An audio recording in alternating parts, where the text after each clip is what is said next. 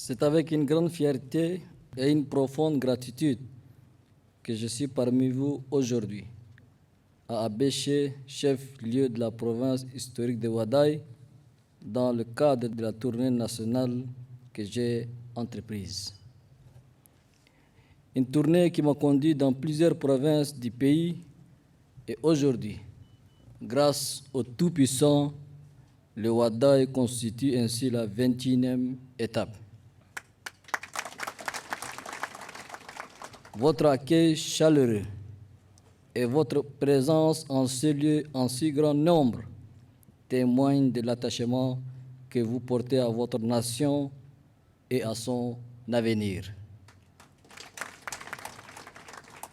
Je tiens à vous exprimer ma reconnaissance pour cela et pour votre hospitalité et chaleur humaine témoignée à moi-même et à toute ma délégation. Vous le savez, c'est la deuxième fois que je rencontre les forces vives du Ouaddaï depuis que je suis président de transition. Mais cette rencontre revêt un caractère particulier, car elle symbolise mon engagement pris devant la nation le 10 octobre 2022 à partager avec vous nos avancées et nos défis pour qu'ensemble, nous œuvrons à l'effet de porter notre pays à un lendemain meilleur. Mes chers frères et sœurs, la transition que nous vivons actuellement est un moment charnière de notre histoire. Elle représente une opportunité inédite pour forger un avenir meilleur pour le Tchad, un avenir basé sur la stabilité, la justice et le développement durable. Pour atteindre cet idéal, nous avons entrepris cette deuxième phase de transition avec détermination et aujourd'hui, nous pouvons nous réjouir de nos efforts qui sont en train de frayer le chemin à un retour à l'ordre constitutionnel. Aussi, je suis fier de vous annoncer que la révision du fichier électoral vient d'arriver à son terme, une étape cruciale pour garantir des élections justes et transparentes où la volonté du peuple souverain sera respectée. Chers frères et sœurs, je me félicite que tous ensemble, nous avons travaillé sans relâche pour renforcer la cohésion nationale, sans laquelle aucun développement n'est possible. Le Tchad est une mosaïque de cultures, de langues et de traditions. Justement, c'est dans cette diversité que réside notre force.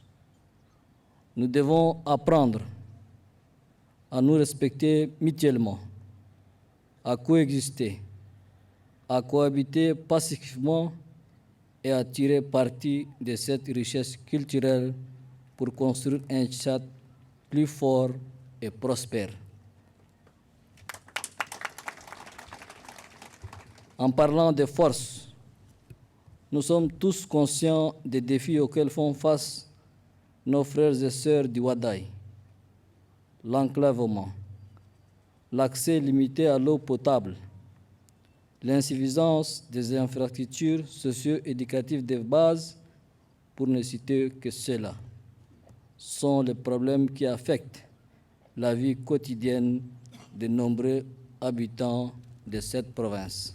Un autre défi grandissant s'ajoute à cette longue liste de défis, celui de la présence massive des réfugiés soudanais dans le Ouaddaï. Le Tchad a toujours été une terre d'accueil, de brassage et de solidarité. Je vous encourage vivement à continuer d'accueillir vos frères et sœurs en détresse. Ils ont fui des conditions difficiles et en leur tendant la main, nous démontrons notre humanité et notre solidarité dans cette épreuve. Nous allons, avec l'aide de nos partenaires, renforcer nos efforts pour garantir leur sécurité, leur dignité et leur intégration dans nos communautés.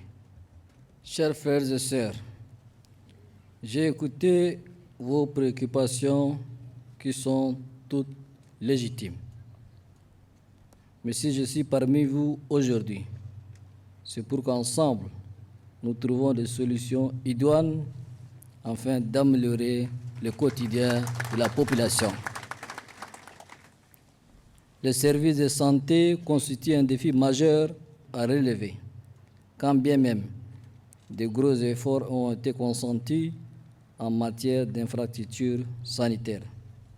À ce titre, j'instruis les ministres en charge de la santé afin de suivre l'état de mise en œuvre de tous les investissements liés aux infrastructures et équipements sanitaires dans la province du Ouaddaï.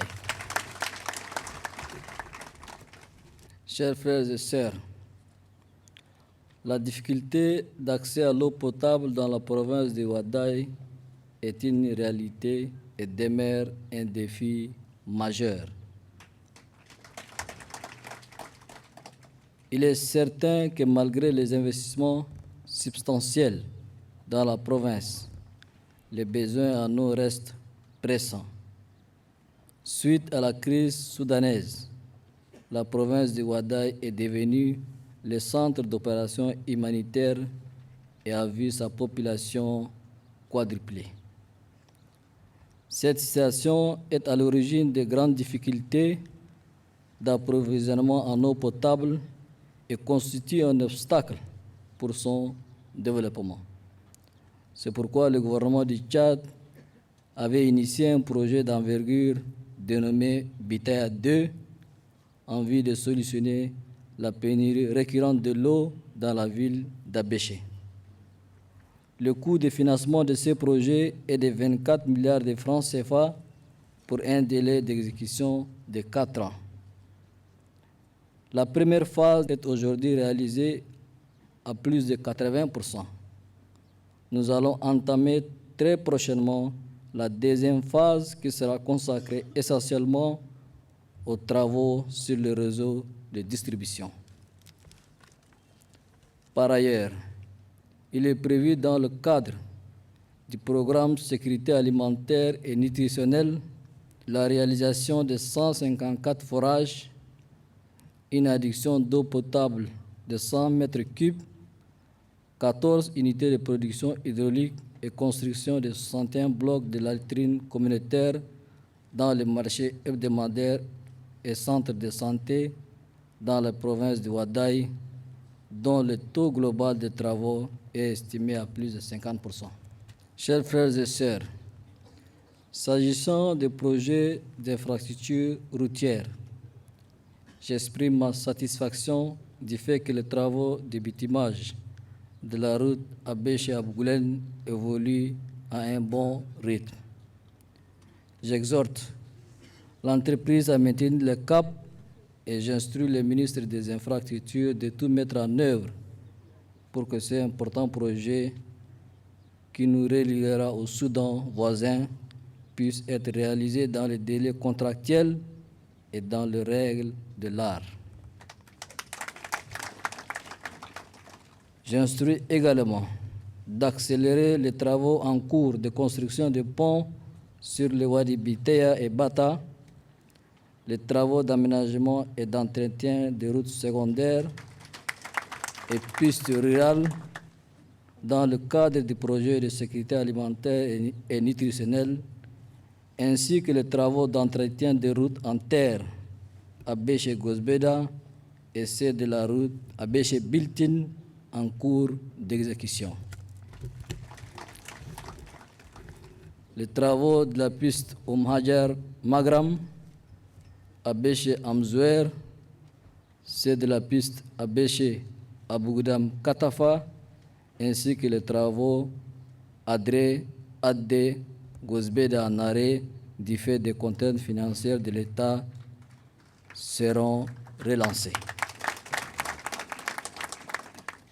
D'autres projets de travaux de pistes rurales dont les marchés sont en circuit seront réalisés pour le désenclavement graduel mais total de cette province. En perspective et à terme, la province du Ouaddaï bénéficiera d'autres projets routiers de grande importance. Je citerai notamment le projet de la route Abéché Amzouer, Greda, Tine, Iriba, Amdjaras.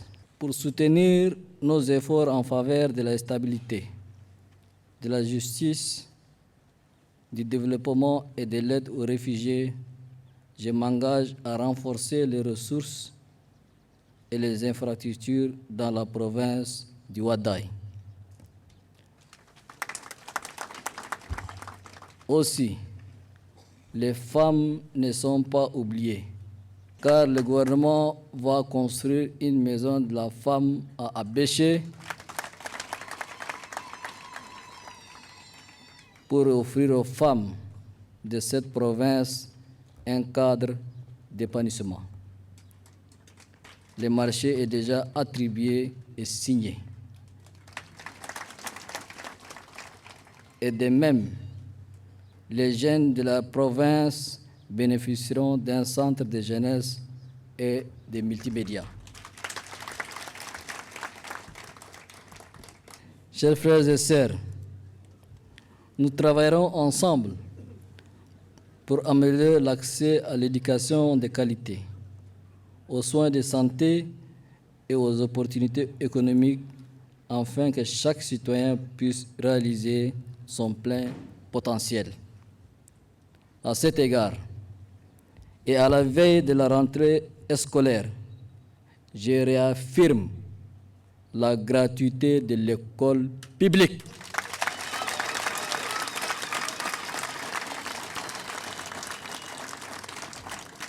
Notre école publique a été toujours gratuite et elle doit rester gratuite.